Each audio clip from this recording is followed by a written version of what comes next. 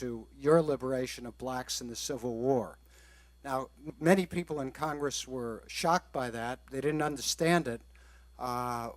They didn't understand the Tibetan situation very well. Could you talk, not obviously this is a long discussion, but could you talk a little bit about that issue?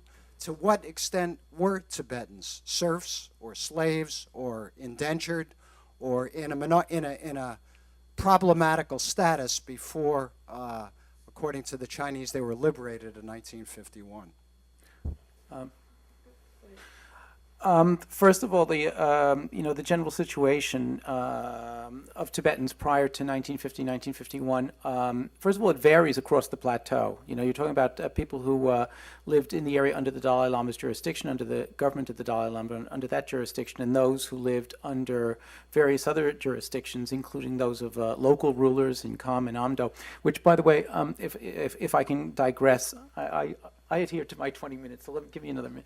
If I can digress here with regard to this whole business of combining Tibetans into one large or autonomous region.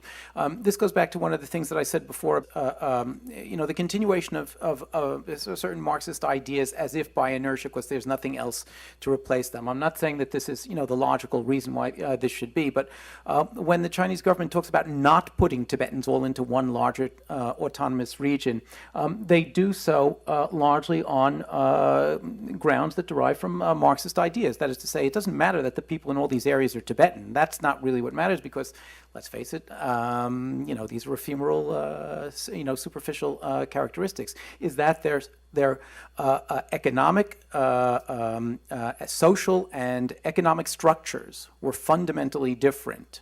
Now, I wouldn't say that they were that fundamentally different, but there was a certain difference.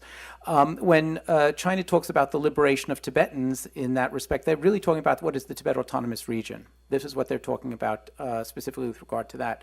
And the fact of the matter is that prior to 1950, 1951, I would not say that Tibet was an instinctual democracy. You had peasants who were bound, whether they're serfs or not. And I tend to think that, the use of the term serf is just, too specific to other societies and doesn't work here. But these were bound peasants. These were not, they to estates, they were bound to lords. Now, the other part of it is that, and here I'm going to, I have to be very, very brief. I mean, I'm not going to give an entire semester course in this, but the fact of the matter is, in the Tibetan Plateau, you had lots and lots and lots of land and very few people, and this was a mitigating factor, a tremendous mitigating factor. You had institutions such as human lease, where people could more or less agree to pay a certain tax and then go off wherever they wanted to go. In other words, their treatment, which was accorded to them, should not simply be understood on the basis of what the outward structure was, which is to say that during the same period within China proper, you had a huge population and little land, and the opportunities for exploitation were multiplied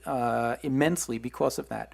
So, just in terms of form, yes, this was not an egalitarian society. Okay, it was not an egalitarian society, but the portrayal of it as dark, cruel, barbarous, et cetera, is way off the mark as well. So in terms of that, the idea of liberation, one is going a bit far afield there. But then again, this is part of the narrative. This is the narrative constructed. In other words, it's being constructed within a Marxist categories.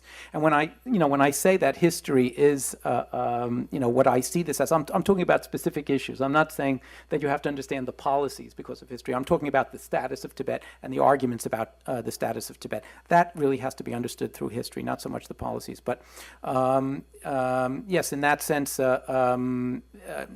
because their narrative is so invested in this idea of liberating the serfs, sometimes you put yourself into it so much it's very, very difficult to get out, and this is such a part of the narrative. And by the way, that narrative also surfaced in the wake of the demonstrations this past March, in the reaction and even in the internet reaction that you had from a lot of the Chinese students in the United States, where they would go to Chinese government websites and dredge up all these pictures of many of them, by the way, taken by British imperialists in Tibet, and put those to use to show the benighted nature of Tibetans.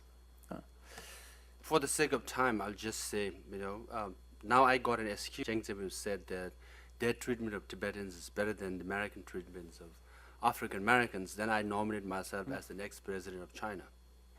At least I have a credential. Obama is from law school, Harvard Law School, and I also graduate from Harvard Law School. So we have.